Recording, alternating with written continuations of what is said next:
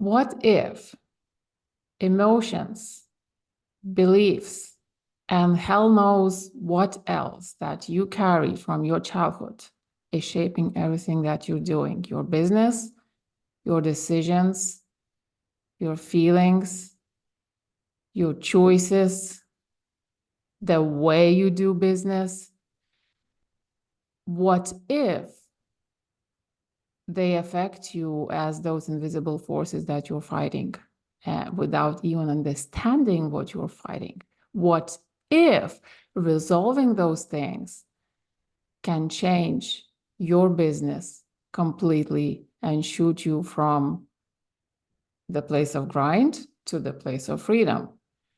And this is the From Grind to Grace podcast, the podcast for the alternative entrepreneur, the entrepreneur who is ready to flip the script and choose freedom first. When freedom is not a destination, when freedom is the way you do your business, when you stop grinding for freedom and create your business that feels like freedom in the process, success just tags along, and that's when you feel, I have made it. So the mission is to make this the new standard in the industry, the default for you, for your children, and for humanity.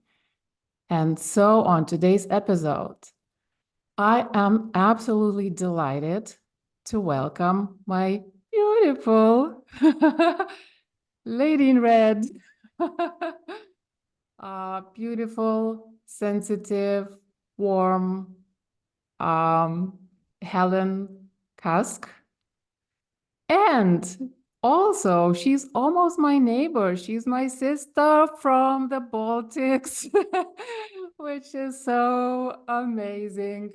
And Helen is a spiritual teacher and energy healer who came from being a complete atheist. We gotta talk about that. Atheist stuck in the grind of an excruciating IT field.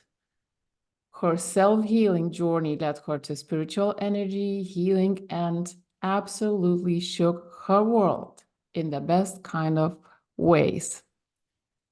So, very welcome, Helen. I am absolutely excited to have you here for today's conversation. I know what we're going to be talking about, and it's going to be amazing. Hello. Hello, so great to be here. Yeah, so when I was reading your intro, the atheist piece, it's so interesting. And immediately, this question crossed my mind. Do you think, and maybe because of one book I'm reading right now, and it's about psychotherapy kind of thing. I think it's called Awakened Brain, name of the book.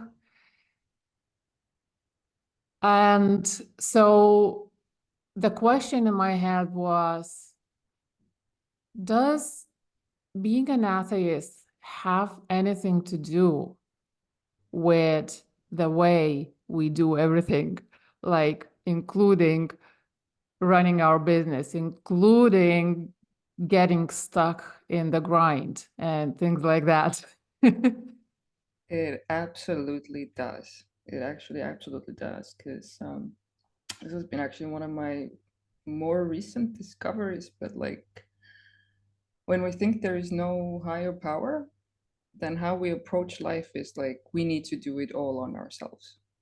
To the point of like, you know, life feels like a fight because it's me against nature forces, basically. Only me. To the point of like it's just I even have to hold myself up to be able to stand, to be able to breathe, just to be able to do anything. It's just me on my own, and when with no one to help me. And if you do believe in a divine power, I'm not going to use the word God today because I know I've had it myself. We have a lot of actually Christian and religious trauma in our society because religion has warped the perception of God quite heavily, so this word gives a lot of people the ick. So Yeah. I'm gonna say divine power. If you don't believe there is anything out there, then it does feel incredibly lonely, and like I have to fight through myself through everything. And yes, it does actually incredibly directly lead to grind in certain ways. Yeah, that is very interesting. And you know what else I was thinking now that when you were talking?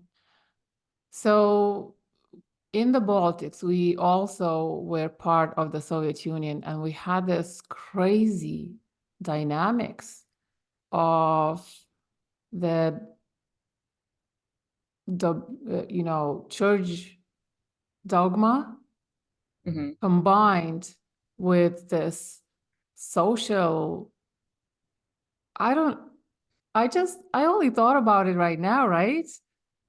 That is crazy. So obviously, like officially, there was no religion in the Hmm. Soviet Union, and yet we are so affected. And now we are affected by two completely different forces. Yeah, absolutely. And it's What do you think about that? we are kind of like psychologically, the Eastern Europe is in a very interesting state actually, and we do carry also generational trauma. So even if we didn't fully live through it ourselves, the fact that our parents did, we're still actually feeling it and the effects of it. That we are very very suppressed in certain ways in here, and like this fear of doing something wrong because maybe my neighbor will tell on me if I mess up, or if I think if I do Mm. something differently, God forbid, then because in the Soviet times it was this like you know tell on your neighbor kind of thing, and if someone was doing something differently, and if you're doing something religiously, because that was officially illegal, then you could be in Estonia you couldn't celebrate Christmas because somebody like you would have to close the Same. curtains if you had a Christmas tree because somebody could tell on you. So Same. I do remember my granny.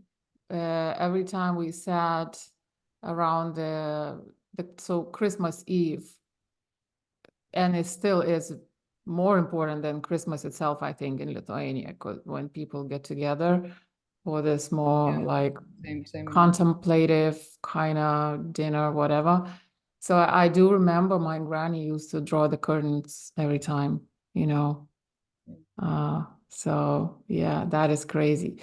So and very interesting, such a complex like context, yes. right? For us. And I still see the leftovers of that, lots of leftovers.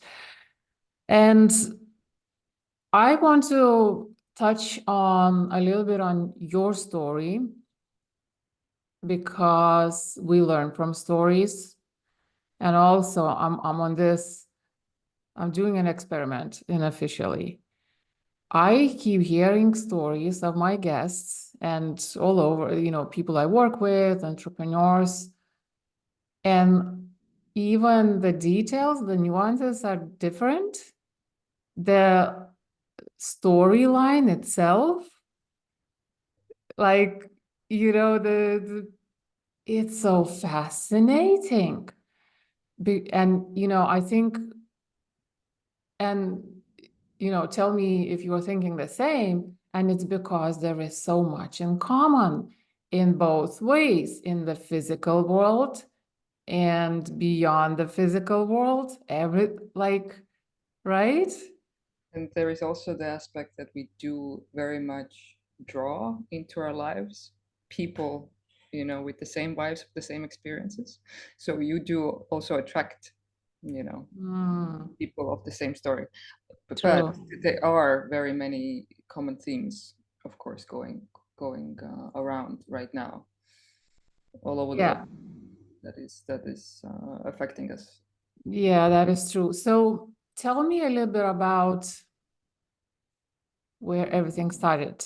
Tell the listener about where everything started, how you like, and how you ended up, because you were in IT like I was, I was in IT for 10 years. I was right? very grinding project manager. My last job was at I studied computer science. I was a math nerd actually in high school. I was a classic good girl story. I was a straight A student, and I did like math Olympiads, even at the state level and things like that.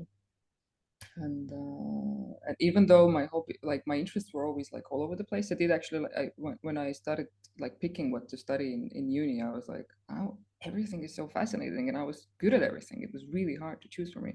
Making choices has been actually one of my biggest challenges during this healing journey, because it was really hard for me.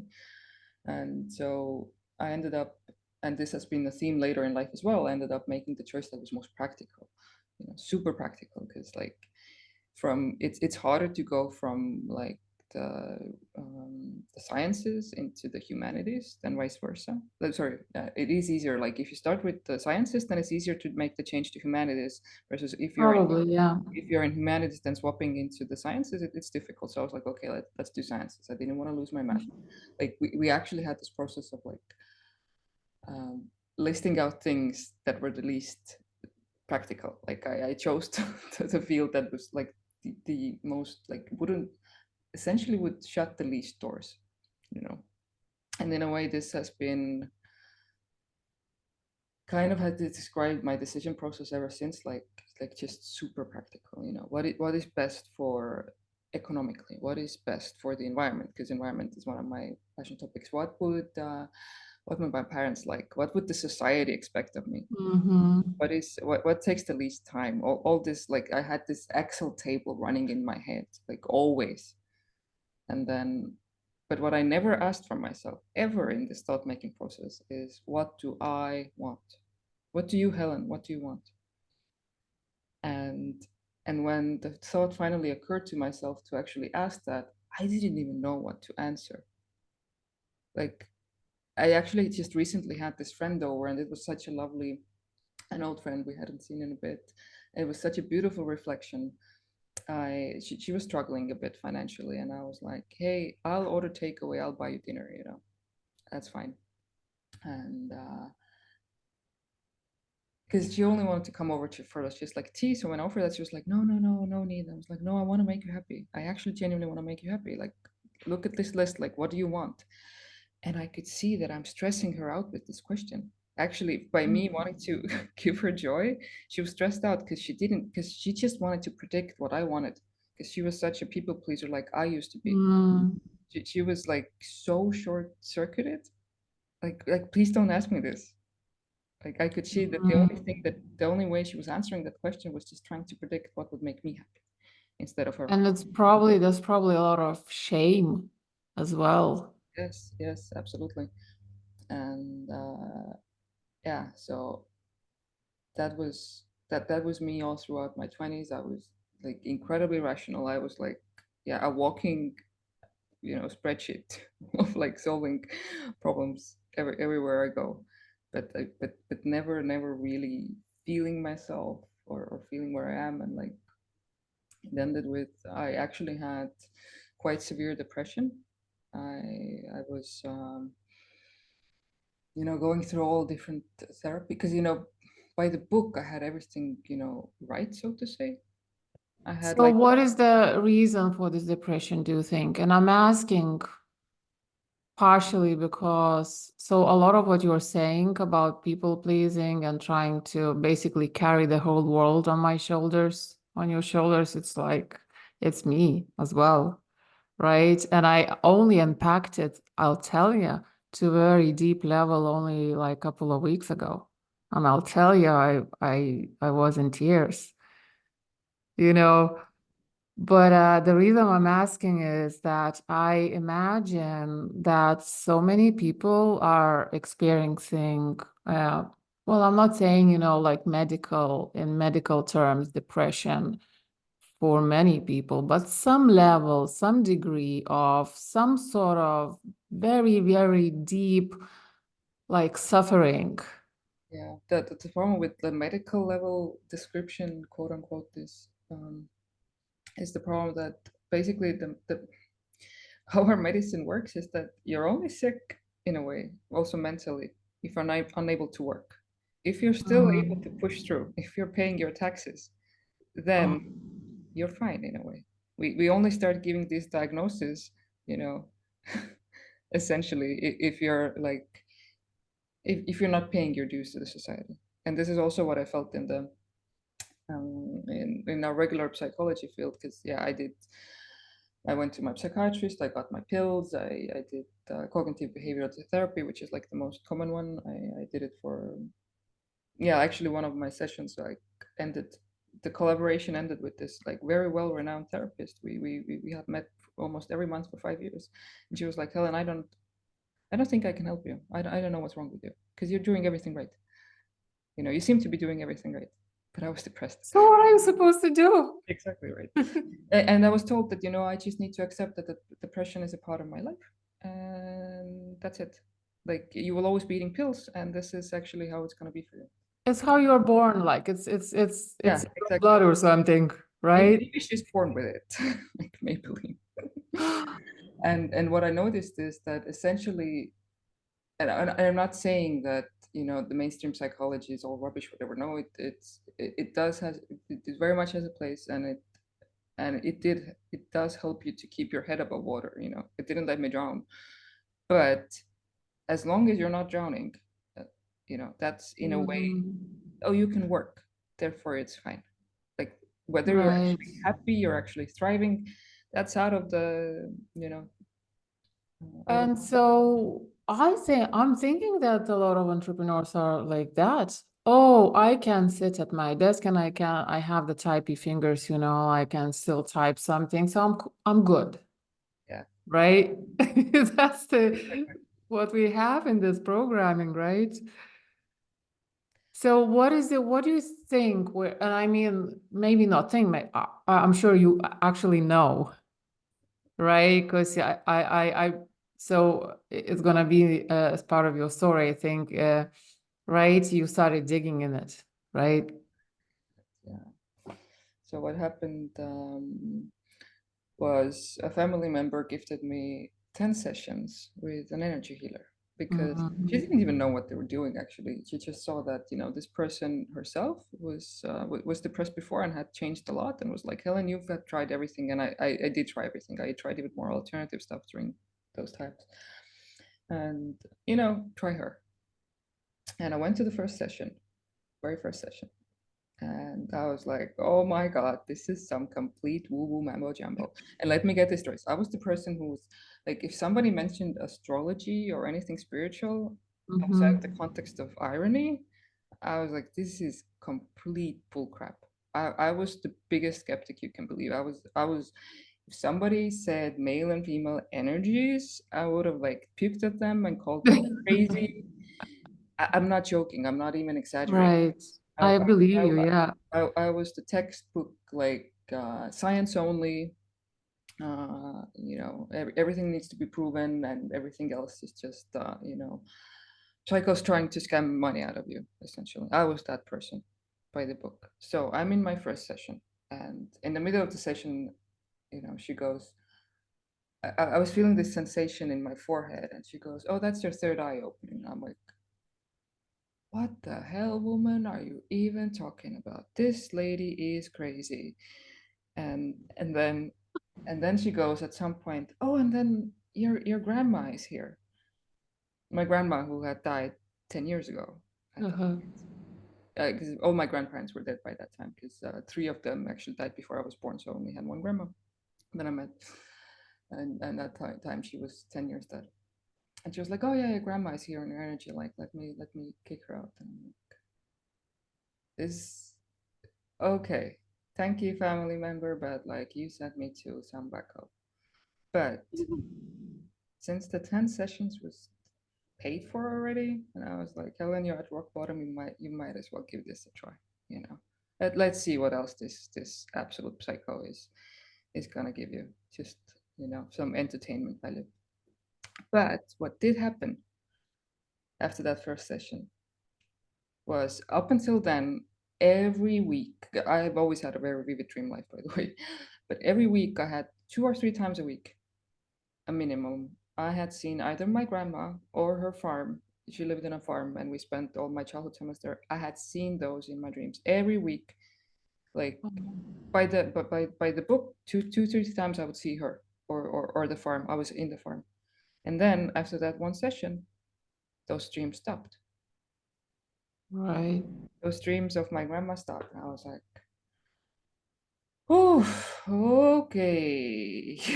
Like, this is weird, but okay, maybe there is something here, but this is crazy. But then I completed 10 sessions, and I noticed that I wasn't, it wasn't placebo effect, because I was not believing in it. I was actually like, this cannot work. What she's doing to me, Right. this cannot work. And I was kind of sitting, with my arms crossed and being like, okay, you can do your stuff, but like, I don't care. It's not gonna work. This is some bullcrap. But after the 10 sessions, for the first time, I actually felt better. For the first time in Mm, my life, that mm, I felt the shift in me. And just for the record, what she was doing energy work. So the point of this is that we're not just our physical bodies, we are also our energy. We have our energy bodies, and our energy body, all our trauma, all our memories, live in our energy body, as well as our belief system, our subconscious mm, belief system, which I believe you talked in your last podcast extensively. That also lives on an energetic level. And so what we were doing, we were taking these negative beliefs in my energy. She was doing some voodoo stuff to to make it work, but essentially take one negative belief, take it out, put a positive one in. And how I would like describe this effect on someone else. And during my first years of this change, I would use this metaphor of like, when in normal therapy, you go to therapy and you're like, okay, I have this problem, it kind of stinks in my home. And then for years, like discussing, like trying to understand where it comes from, and then finally realized that, oh, it's because your cat did a turd in the corner. And then in regular therapy, what you do is like, then you understand the core reason. Okay, it's because there's a pile of shit in my in my corner. Then you're like, now let's learn to live to accept it. mm. Let's train yourself to accept it. Whereas with energy work, you actually take the pile and you throw it out the window. You have it dissolved. Yes, you actually clean it up. And yes, I mean, Yes. smell stays around for a bit, and stuff, Yes. but then it actually clears out. You actually go and you clear it out fully. Yeah. Get it, And you that is actually essential, right? get it out of your system. And yeah, so in a year, I came off my antidepressants, and actually only came off them when I was feeling so beyond good that I only did it not like at my first chance, but when I was like, I know I will never need these again. Like I was so absolutely certain that I will never, and I haven't need them again. Just for the record, that was 5 years ago. Uh, and then what for others would have been like, okay, you're healed, you don't need medicine anymore, there you go. For me, I was like, if I could change so little in 1 year of Mhm. dealing with my subconscious beliefs, Mhm. then how much more can I accomplish if I continue? Like, Right. yeah, I got this, like, you know like people do at gambling machines, like, how much else can I win? I kind of got this excitement, so I continued this journey. And then I had my friends. That wasn't my idea at first at all. Like, there was, and at the same time, you have to realize I had this huge internal fight within me. Like, I didn't even want to tell my friends what I'm doing, or what it is that's helping me, because this is such a taboo, at, at, Right. at least in Estonia, which is like one of the most atheist countries in the world. Like, Really? yeah, we officially take the record actually on this. Okay. So I was like not really telling anyone what I'm doing, because I was kind of like ashamed. I'm trapped in this voodoo stuff. Like, Okay.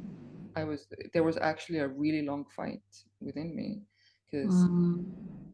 the woman who's helping me, she was like, Helen, you should learn this yourself, and to help other people.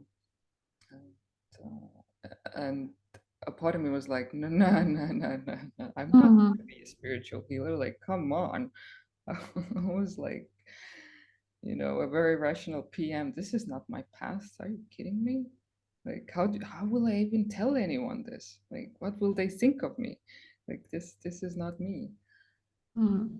But at the same time, I was like, okay, maybe I can help friends, you know, because I saw a lot of my friends around me struggling with the same thing. So I did end up like uh, going to that training. By now, I don't use her the method she taught me. I'm not using it anymore. I'm using my own thing. I have my own understanding of how energies work and how energy healing works. Because I was like, at some point, I was like, Helen, but isn't also this against like scientific principles? If you've been proven so many times that something works, even if it doesn't have, so to say, a scientific proof, there hasn't been a peer Yeah, reviewed study on it, but you have seen it on yourself, you have seen it on other people so many times. Like, why are you fighting it? Like, that is also weird and stupid to fight something that literally right. saved your life. So I was like, okay. So the joke that I say is like, Tupac said, I didn't choose the thug life chose me. In my case, it's like, I didn't choose the spiritual life chose me. Yeah, yeah. And And I was so, fighting it so hard. That was the funny part.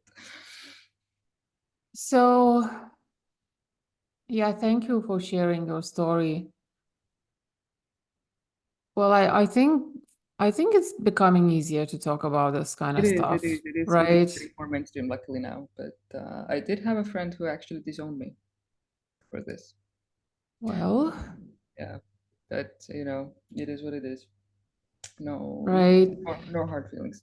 So how much of that depression was caused by whatever you were carrying subconsciously, like even from your childhood, because I think that's where you specialize anyway, right? For a reason, right? I would say everything. Everything, right? Entirely. My depression was entirely from my childhood, and yeah.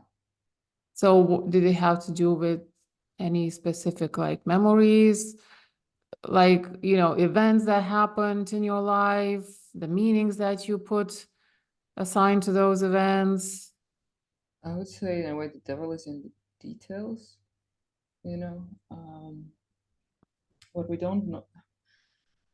My main discovery was that we're, especially if you're a sensitive person, I'm a sensitive person, and I guess you attract a lot of sensitive person as well, Yeah. is that very little things can actually affect us in very profound ways. You know, for example, like, and this is the thing, like, here's again the comparison, that this is something that I had uncovered before in my previous therapy, but I couldn't like resolve it within it. I knew one of the reasons, but I couldn't like resolve it within myself before energy work, before actually releasing it from my system.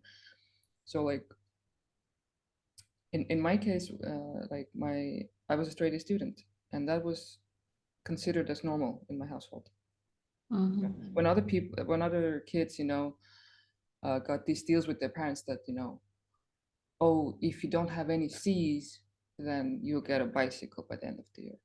Mhm. In my case, bringing home straight A's was the bottom line. That was the standard. Right, and you can't do any differently. And it was similar for me as well, and also as part of the unpacking that I had 2 weeks ago, one of other things that, and I always knew about it, but it kind of reached me in a new way, that I was when I was 7 and I have twin sisters, and I was 7 and my parents would go to work in the morning and I would get up with my twin sisters. I was 7, they were 4.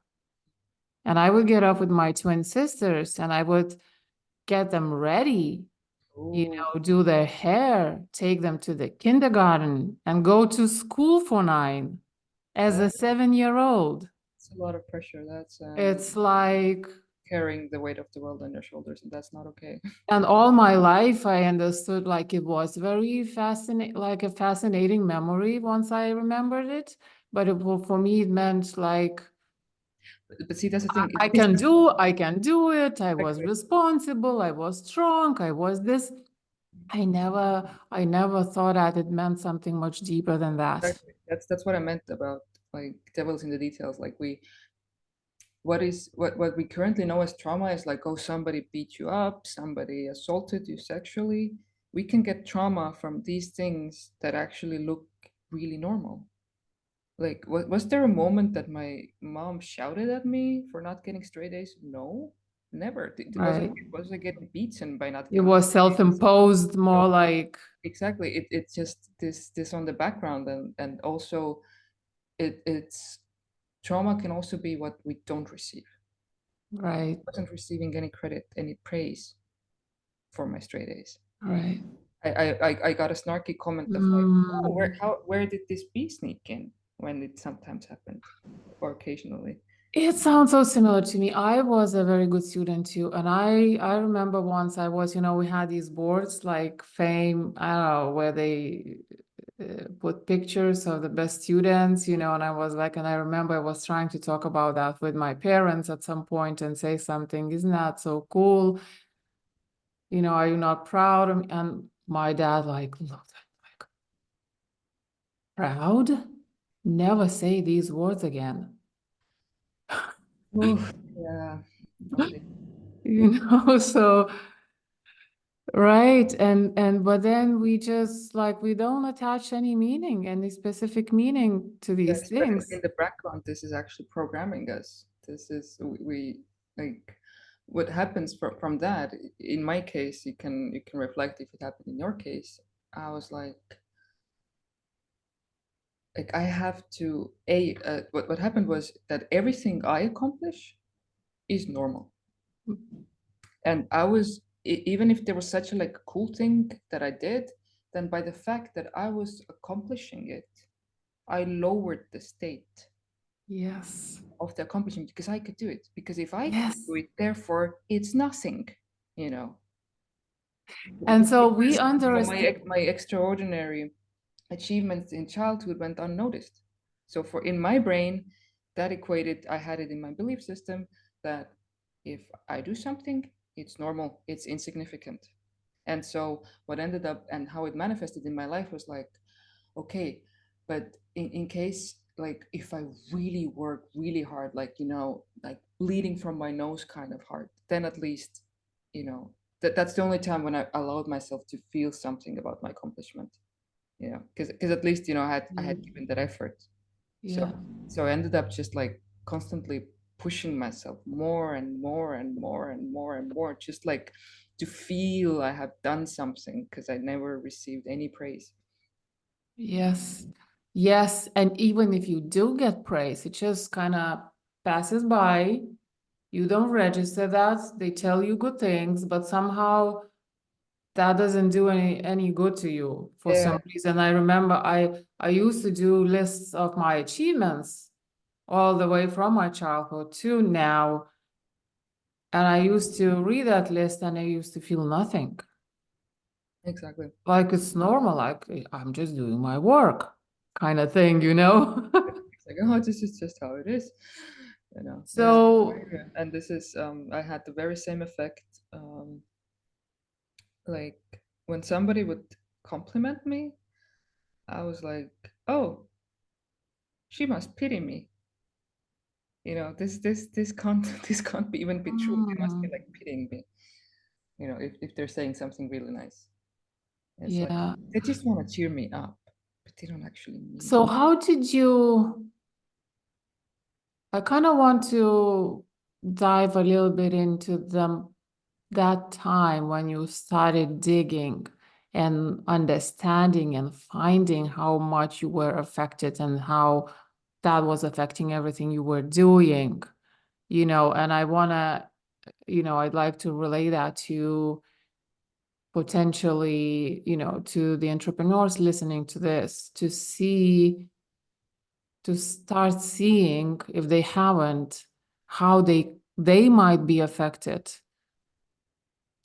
Um, it's it's a process. Let me see if a good tip comes to head to begin with. So not necessarily even about specific tips, but like for you, what kind of started surfacing? Like like what we just shared. Like for me specifically, and I think I shared with you outside of this conversation, a lot of that stuff actually came from there, you know. It just like, but I recognize that so many people don't necessarily get that kind of experience, right? And so, Yeah, for many very people, it might be useful to even to understand maybe where they could start looking or what symptoms they should be aware of, or something like that. my first advice would be to actually slow the F down, Ah, yes. because if you don't have any space in your schedule, just like be with yourself ever, because that was me. I was just constantly running around, and later I realized that that was actually trauma avoidance. Like I knew I was broken inside, so I kept myself consistently busy, not to have any space to look at me, It because was an escape, yes. absolutely an escape. Like, to have so Mm, many work projects, to have many, like, so many social events. Like I was never not doing anything. Like for the first 30 years of my life, like starting from like age, I would say 15 to 30, I was just consistently always doing something, always, always, always, always, always, like never stopping. And that is actually trauma avoidance. It's one. Some people go to drinking, some people go to excessive mm, sports. There's like, and like some are more healthy than others in a way, or society more healthy in others. yeah. In a way, like the damage is the same, like internally, like you are not facing the things you should be facing. If you are consistently overbooked, then you are escaping yourself, especially Hmm. as a woman. Like it's a bit different from men and women. Like men actually do need to do things, but for women, we are more intuitive creatures, and we need downtime.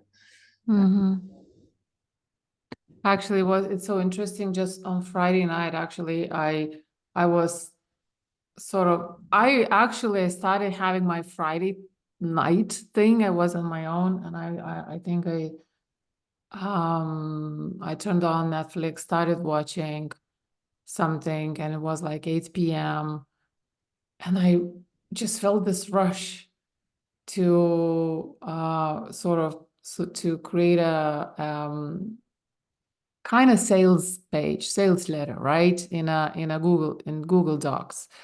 And before I knew, and so I ran to the computer, I opened, I started writing, which like and nonstop, like, and before I know it is 3 pages. And when you said like slow the F down, I actually, the headline is something around along the lines of how to do this, how to make sales, whatever, quantum leap your business by relaxing. So I might as well change that to what you said, because it's like, and I'm so happy that you said that, because I think this is key. I think this is core, it is because not having space to even understand what the hell you are thinking exactly. is killing everything. Yeah, that's what I was doing. Like I never, and that's also, I never stopped to actually ask what I wanted, because I was also just constantly so busy. I was in this flow of like I had everything set up. This is how it's, I never questioned anything that was going on in the society. Right, right. I'm supposed to have this job. I'm supposed to meet friends, yada yada yada. And also we have this very deep ingrained notion of like our like resting or holidays is also supposed to be active. we're supposed to socialize the entire time. We're supposed to watch movies. We're also just supposed to Mm-hmm. do something always. And even though that, yes, it is relaxing and resting, and I'm not saying like go to a monastery and don't speak with anyone ever again. Although why not, if that's what you Although want to if do. that's what you want, absolutely go for it. But do have this downtime where you're actually, so yeah, by downtime I also don't mean just not working, but like consciously, but also not staring at Netflix for 8 hours, because that's also not going to help, because that is another way of escaping yourself. And the coolest thing about relaxing and not working, when you actually get to the point where when you start understanding and hearing yourself, your not working time is actually your working time, becomes your working time. You start getting so many ideas. You can't wait to. I have notes, I carry multiple notebooks. I have this notebook, that notebook. I have a notebook in the living room. I use the recording app on my phone too, because I just sometimes these thoughts, these ideas keep coming and I can't even catch up with them properly. And I know then those all thoughts. you need to do is to just execute and implement with on a completely different level.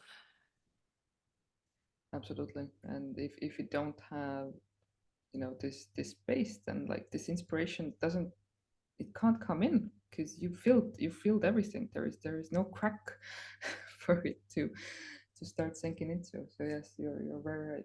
Yeah, it does benefit you back Yeah, tenfold. and I think this is what people are not getting. I think people are thinking if I'm not sitting here typing or recording a video, I'm not doing anything. But that is not the way it is. When you dial into your intuition, especially women, your free time is your work time. And I was saying, rest is the new productivity or something like Yeah, that. You know, very true.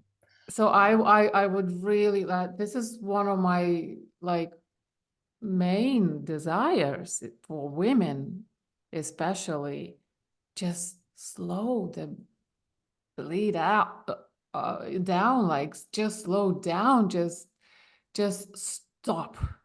Yeah. And what is very important to understand is on top of like childhood programming, we also have societal programming, and societal trauma. And what I see and what I've been dealing with in myself as well is like I had in my belief system this very, very core belief that my value directly equals the money I'm able to make, which is how our society currently treats us. And I think this is so common. It's so common that we don't even think about it. We don't. Yeah. That's another one about this unpacking these rules that we have. So our belief system is like the program we run on, and like what we create in this world. But one thing about unpacking these rules that was really hard for me at some point was like these things that are so common in the society that they feel like almost like gravity. It doesn't feel like my belief, but it feels like this is the law of nature. But some of the Right, things are actually not that. right. It's just the spell that we are under. And one of those things is, yeah, that my value equals how much money I'm able to make. And this is what just is currently pressing us to do these things. And another one is that we are in a patriarchal society. So basically, men have been more successful, and we, especially as women, we're like, oh, we need to do things the way men do. This is the definition of success. This is the definition of right. This is how we should be doing things. And it's not like we consciously choose it. We Absolutely not. just don't know anything else. Yeah, this That's is the problem. Yeah, but that's why you need to slow down and start thinking about these things. Because And I don't you like, never question. right, and then add like some family dynamics and moms and so I have a daughter and I stayed at home with her. So I left IT. I left my job, my good job, so-called good job. I dropped it. Um, and then I became an entrepreneur. And obviously my main goal was freedom. I had found those ideas before. I was still in a job. But then what I really created for myself, the business, the motherhood, all the household, everything combined. And a few years later, I don't know who I am. So who the hell is running the business? And so the way they say, just do you. And it sounded so cool, comparing to the corporate job where you wear masks and stuff like that. Now you can be you. And I'm like, what the hell does that look like? I don't know. What are you talking about? Sounds great, but what is it? Yeah. Who even am I? And Yeah. I didn't know either. I was an empty shell at the beginning. And then goal setting. Okay, coach comes in. A coach comes in. Okay, let's do your goals. What's your dream life? I'm like, I don't know. Can I borrow yours? I don't know. Like, You, and you, then you sit with you, these you, goals you- that mean nothing to you. and you've never even, yeah, you don't know how to ask these questions for yourself, and when you do, you're like, we don't even dare to want Right. certain things, because yeah, And then you hear these things. Oh, so in order to have what you want, you need to give value, you need to serve, you need to whatever. What does it look like? I don't know. that's And the thing. like Like, tips all, and tricks and methods and strategies and whatever. And then it dawns on me like, oh, it's the energy. That is the biggest value, that you can give, really. yeah, but yeah, all these tips and tricks and everything, it doesn't work until you unpack your trauma, basically. Like, Yep. in my case, I also at some point I went to as I was starting my healing business, I went to a business coach, and then I realized, oh no, I still don't need a business coach. I still need a healer, like, because none of the strategies, nothing matters if you're in your belief system, in your energy, you have that I'm worthless. Like, Right. you can do everything correctly by the book, but if you have in your energy that I'm worthless, Right. that is pointless. And actually, yeah, let me talk about how like some of the common ways we pick up these things and how to.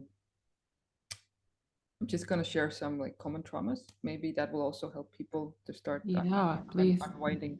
Yeah. There it is that our parents' generation. I'm not saying all parents, of course not, but it was very common that you know child's developmental info was not very widespread. So, like, Mm-hmm. they were practicing some pretty gruesome ways of parenting. Not because they were bad people, but that was just because what was common then. And Yeah, and they had their own traumas as well. yeah, absolutely, absolutely. And Yeah. it's only very human. So like, Yeah. but that's the thing. A lot of people don't want to go here because they feel like, oh, but then I'm judging my parents and I'm saying they're bad people. No, So true. these two truths can exist in the same time. That they loved you, they tried their best, but the best wasn't enough for you for a healthy Mhm. development. These things can be true at the same time, and you're not an asshole for admitting it. And yeah, this is Mhm. actually like step one of admitting things is to be able to accept that maybe my parents did something wrong, because actually when we're born, like, our parents are our god.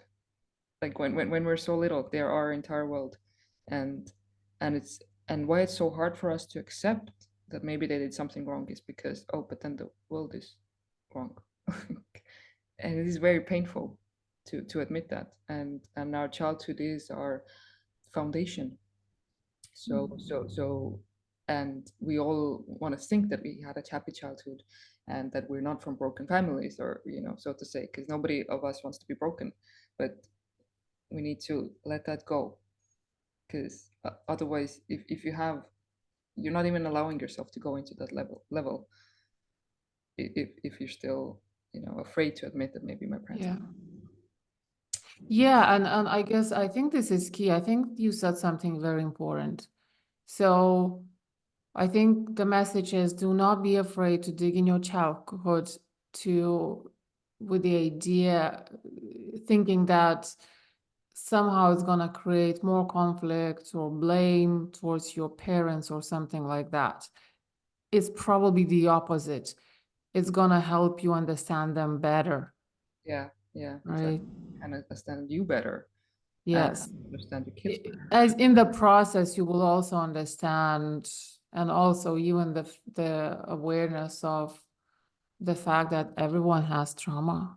Yeah, You, your parents, and so on and so on, right?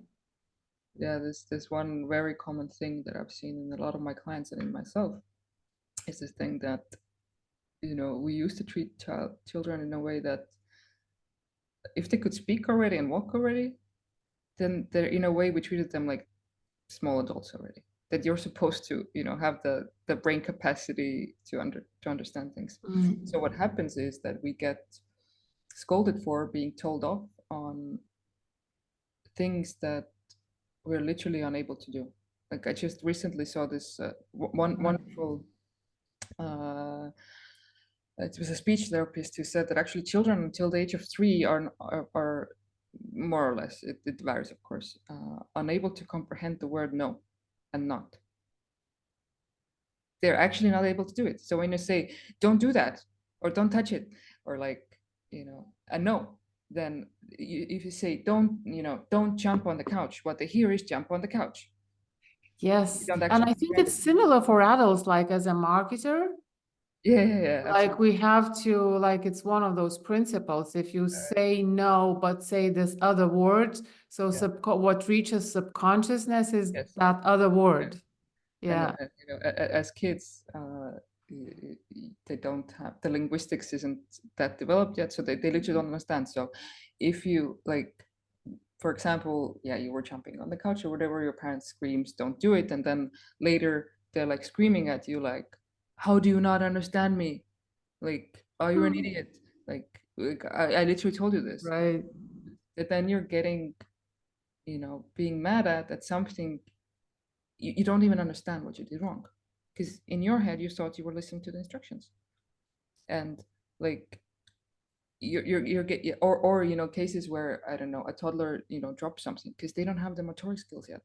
They Yeah. don't understand. So we might get like told off on or getting mad at things that we literally couldn't control, that was literally impossible for us. Mhm. And what that does to us is this how do I explain this?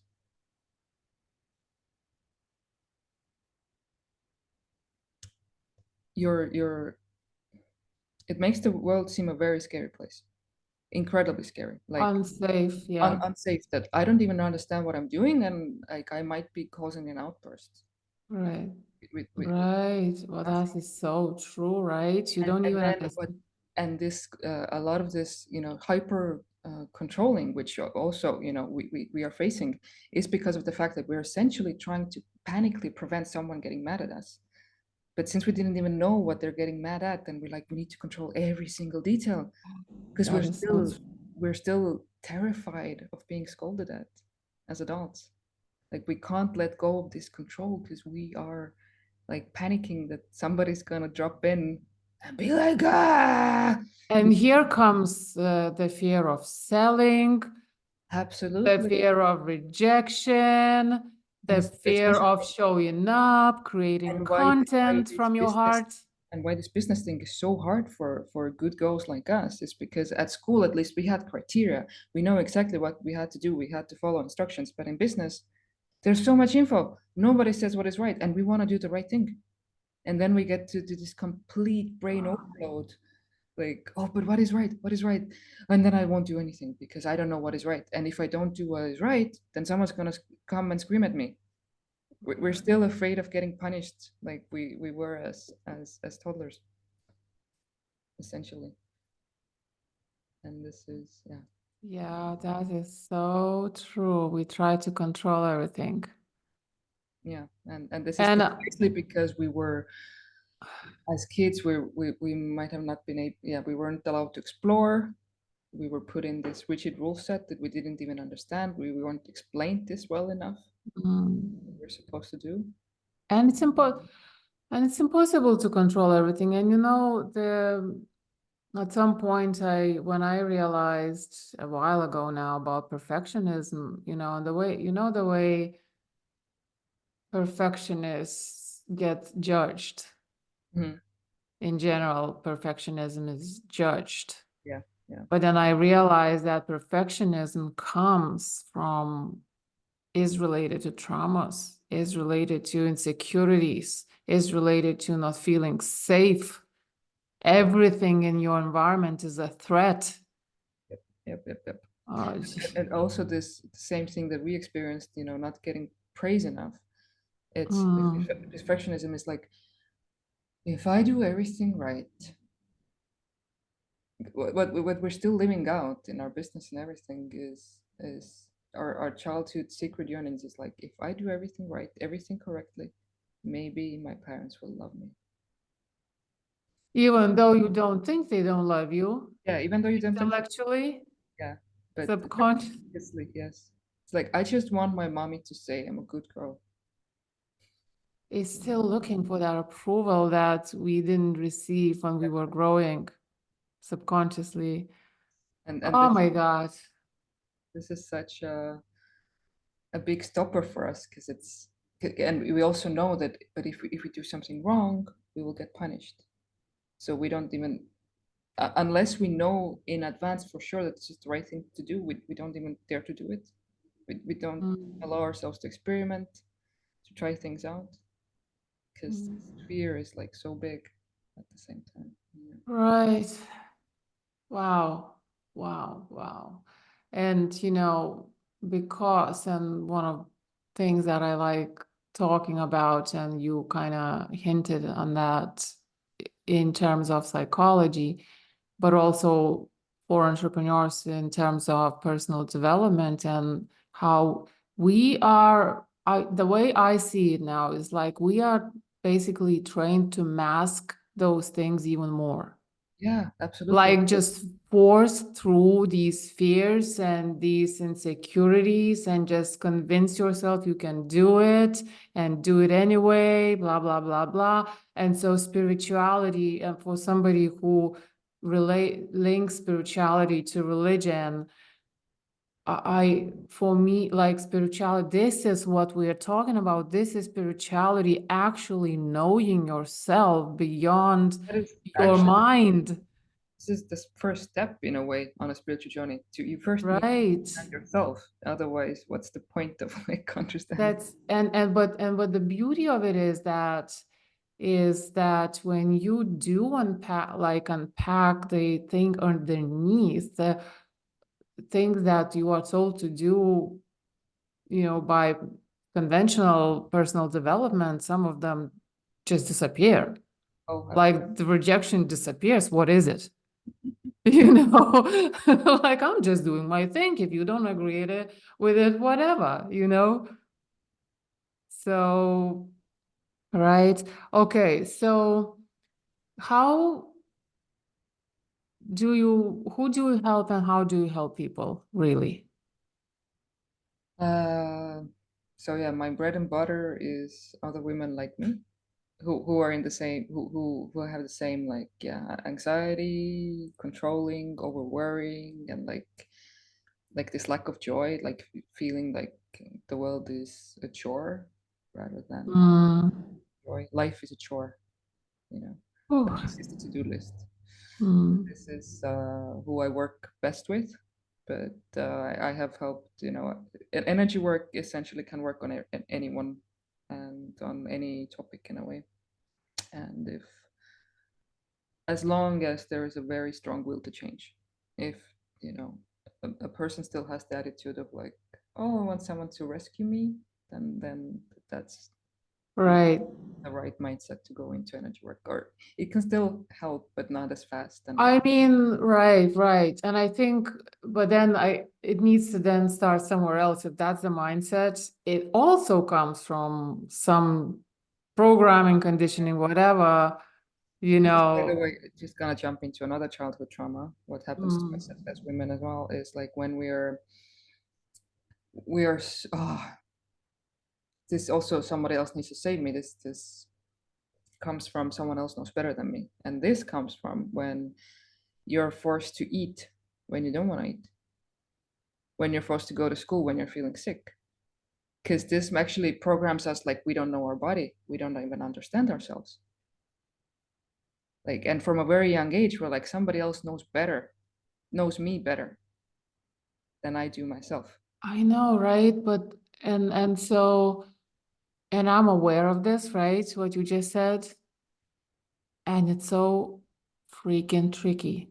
In this society, what do you do? What do you do? You need to get that child out and into the school. You need to get them to the like, or you need to get them to do that bleeding homework because they're gonna then face other challenges, Yeah, but judgment, whatever, whatever, because our system is not designed to judge you or to evaluate your value based on the process, based on how you do things, right?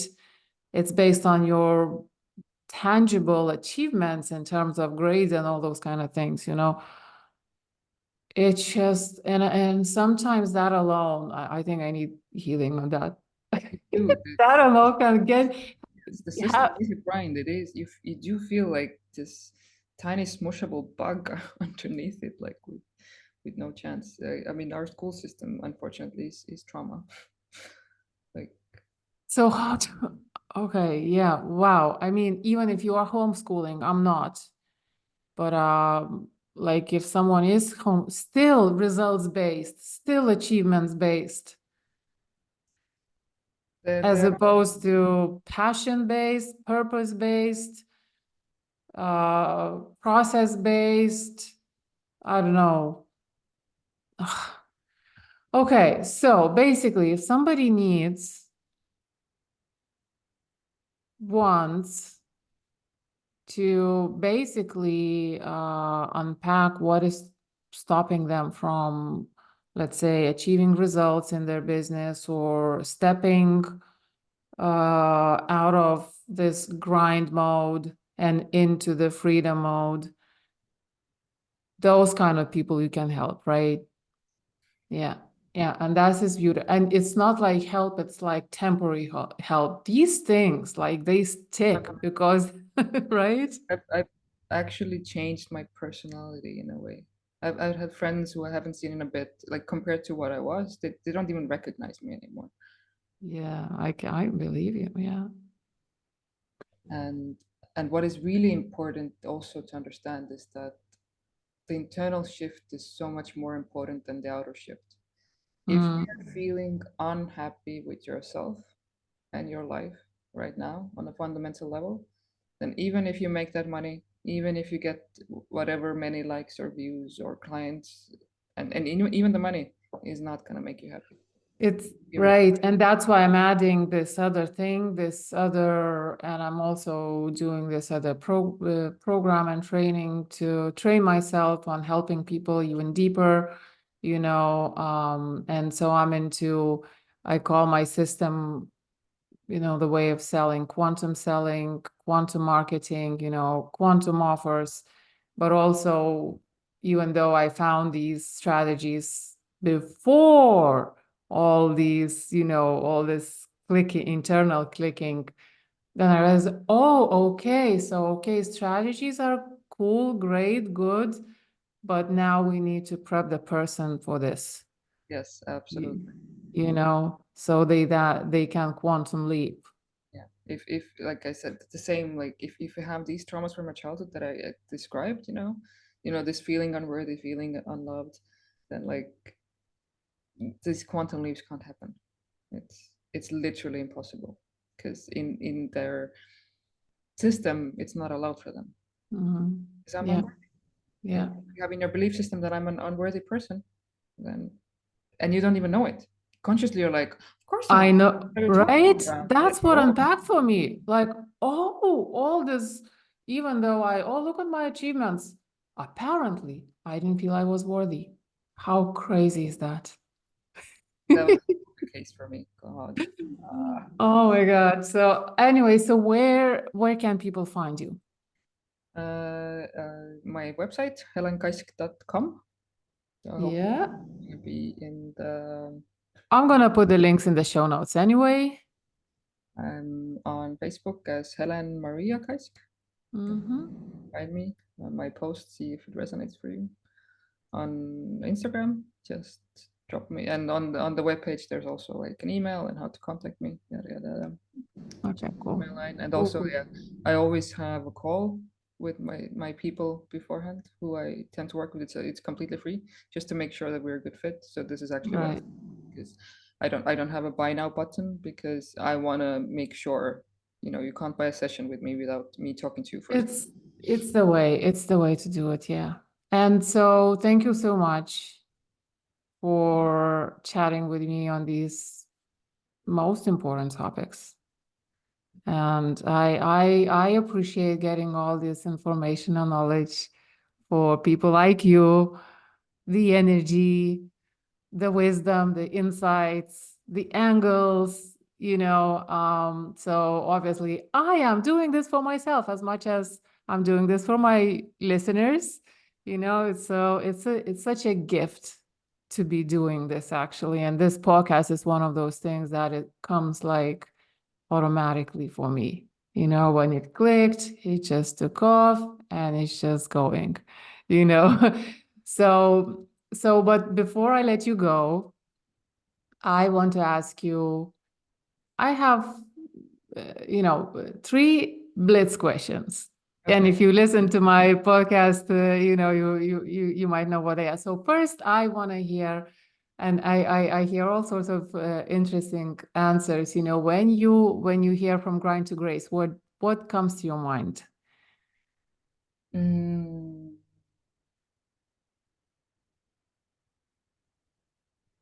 my first, I'm a very visual person, so in my head it was actually being, but now that you asked me, it was like being under this press, like this huge mechanical factory press being smushed small and then slipping out from it.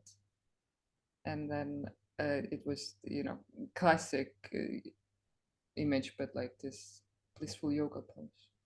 Oh, I love that. I love that. Thank you. And the next question is, what change would you like to see in the world? Oh, there's so many. Can I say a few?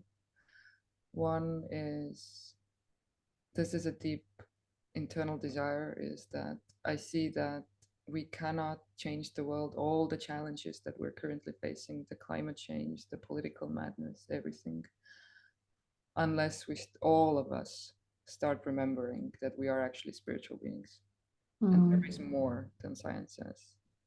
Is mhm. as long as we have forgotten that, then nothing, absolutely nothing can change. So this is also what I'm awakening in my clients. Right.